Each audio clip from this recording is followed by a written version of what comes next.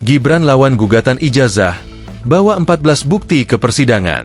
Pengadilan Negeri Jakarta Pusat kembali menggelar sidang gugatan perdata keabsahan ijazah Wakil Presiden Gibran Raka Buming Raka. Agendanya, tentang penyerahan bukti kewenangan mengadili atau kompetensi absolut. Dalam sidang tersebut, kubu Gibran menyerahkan 14 bukti.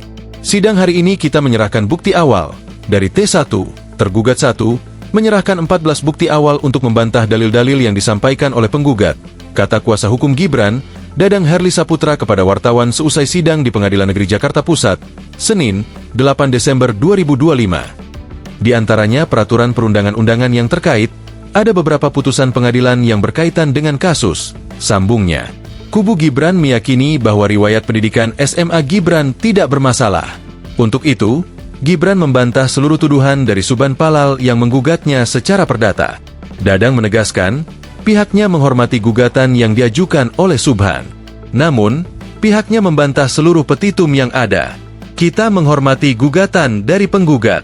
Kita juga melakukan jawaban-jawaban. Intinya, kita membantah seluruh dalil dan petitum yang disampaikan oleh penggugat, ujar Dadang.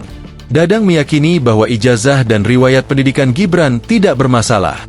Sidang gugatan perdata terhadap Gibran akan dilanjutkan dengan agenda mendengarkan keterangan ahli dari kubu tergugat. Hakim memberikan kesempatan 1 minggu bagi para pihak untuk menghadirkan ahli. Sidang pun ditutup dan akan dilanjutkan kembali pada Senin, 15 Desember 2025. Usai persidangan, KPU selaku tergugat 2 yang hadir menolak untuk memberikan keterangan kepada media. Sejak didaftarkan pada 29 Agustus 2025, Perkara nomor 583 PDTG 2025 PN Jakarta PST ini mencantumkan beberapa tuntutan terhadap Gibran dan KPU RI.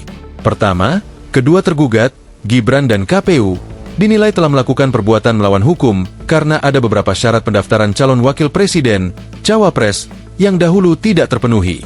Berdasarkan data KPU RI, Gibran sempat sekolah di Orchid Park Secondary School Singapore tahun 2002 hingga 2004. Lalu, di UTS Insert Sydney, tahun 2004 hingga 2007.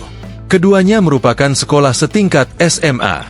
Namun, Subhan menilai, dua institusi ini tidak sesuai dengan persyaratan yang ada di undang-undang dan dianggap tidak sah sebagai pendidik setingkat SLTA. Atas hal ini, Subhan selaku penggugat meminta agar majelis hakim yang mengadili perkara ini untuk menyatakan Gibran dan KPU telah melakukan perbuatan melawan hukum. Subhan juga meminta agar majelis hakim menyatakan status Gibran saat ini sebagai wapres tidak sah. Gibran dan KPU juga dituntut untuk membayar uang ganti rugi senilai 125 triliun rupiah kepada negara. Menghukum para tergugat secara tanggung renteng membayar kerugian material dan imaterial kepada penggugat dan seluruh warga negara Indonesia sebesar 125 triliun rupiah dan 10 juta rupiah dan disetorkan ke kas negara, bunyi petitum.